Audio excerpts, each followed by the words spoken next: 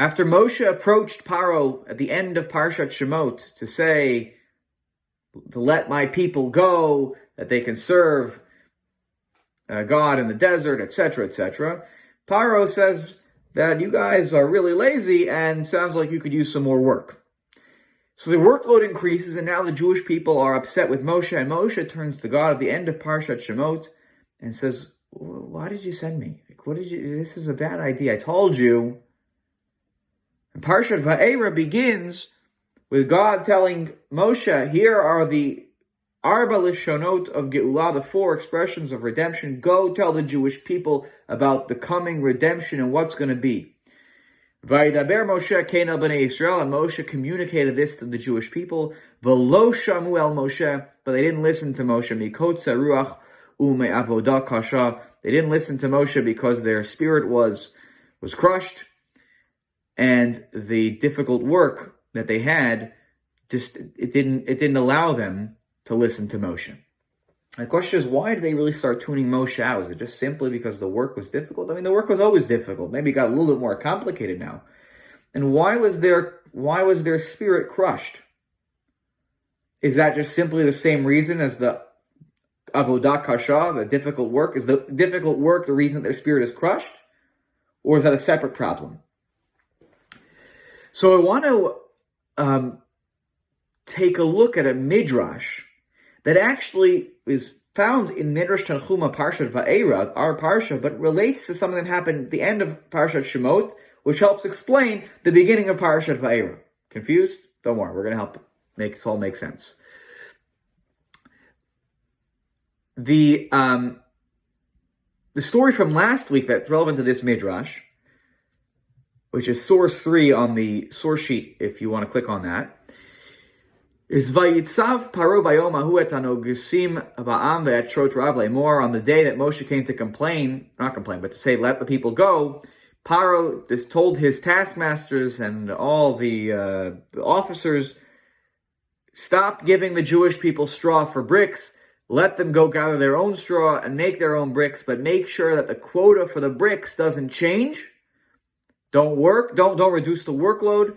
Ki nir pimheim. The Jews are a bunch of lazy bums. Al kain heim tzoakim lemor. Because that's why they have enough time to cry out and say, let us go and sacrifice to our God. They have too much time and they can come complain to me. They're lazy. Make them do more work. Same quota, more work. The pasuk then says, the Torah then says, Tichbar ha'avoda al anashim v'yasuva. Paro said, let the workload for the men be heavier. And ve'al yishu b'divrei sheker. And they should keep at it, and they should not pay attention. They should not turn to words that are filled with lies.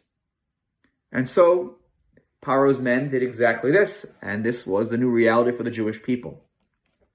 But the word ve'al yishu b'divrei sheker is interesting. Don't let them turn towards words of deceit, of lies. What lies? What lies are we talking about here?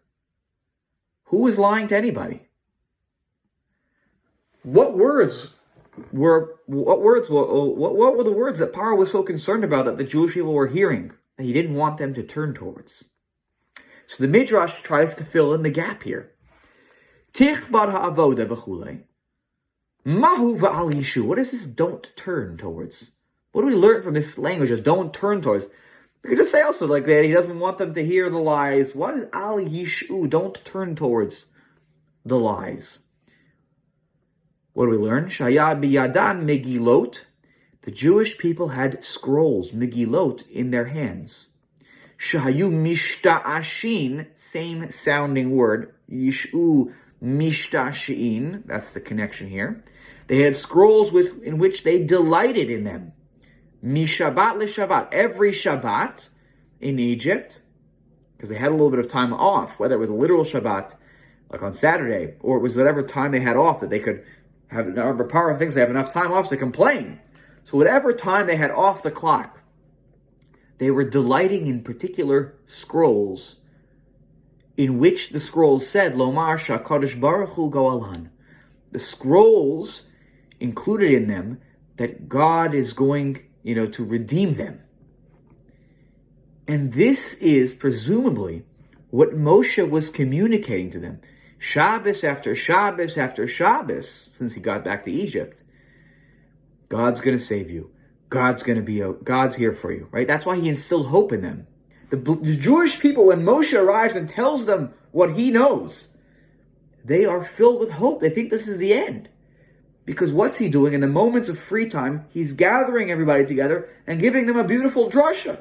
He's reading from the scrolls about a world of freedom. Amar lahem Paro. Paro gets word of this. He says, Al yishu b'divrei shaker. Don't turn towards these words that are lies. Al yu mishtashin. Do not delight in those words. Moshe is telling you it's going to be okay. Watch this. I'll make it worse. I'll squash the hope out of you. Kolomar va'al yu nefishin. You're not gonna have this sense of breath, of life. Don't rest on Shabbat. I'm not gonna let you rest. I'm not gonna let you get that sense of rejuvenation on Shabbat. And he makes the workload harder so that there's no time for Moshe to tell the people about the hopeful future that they have. He squashes the Jewish hope by not allowing them to hear about the hope. And this is why the pasuk in this week's parsha, they didn't listen to Moshe. Why didn't they listen to Moshe anymore? Because their spirit was broken. There was no time to hear the drasha. There was no time to hear the words of encouragement from Moshe. Ume avodah kasha, the hard work. Yes, that was part of the thing, but the kotzei ruach, while it resulted from the hard work, it was because they were overburdened now. They didn't have time to rest. They didn't have time to sit around with Moshe around the campfire, as it were, and Moshe tell them, it's going to be okay. Here's where we're going. Listen to what the land of Israel is all about. Hear about our future. And I think it speaks, this midrash, whether this is literally what happened in Egypt or it's not how they had their coats, how they ended up with a broken spirit, it certainly teaches us that when we are overburdened by life and we don't have a moment to rest and to think about and to hope for a better time, a better tomorrow, a better period in our life, we will be broken in some ways. And it's so important what Moshe was trying to do. He was trying to instill hope in that, in the Jewish people, by telling them what the future will be, what it looks like. How important it is for us when we see our family members or our friends who are feeling down in a difficult period. How important it is for us to try to paint a picture for them of the future, of hope. Not to squash how they're feeling today, to acknowledge how they feel, but to give them hope for a brighter tomorrow. Because we all want to cling to hope for a brighter tomorrow. But oftentimes that needs to come through our friends, through our leaders, and we need to try to be that for others. And the Jewish people, when they saw that they had no more hope, because the workload got harder, they were completely broken. Let us do what we can in this world to try to help fix the brokenness that others are feeling and let them feel that sense of hope as they go forward in life. Take care, everybody.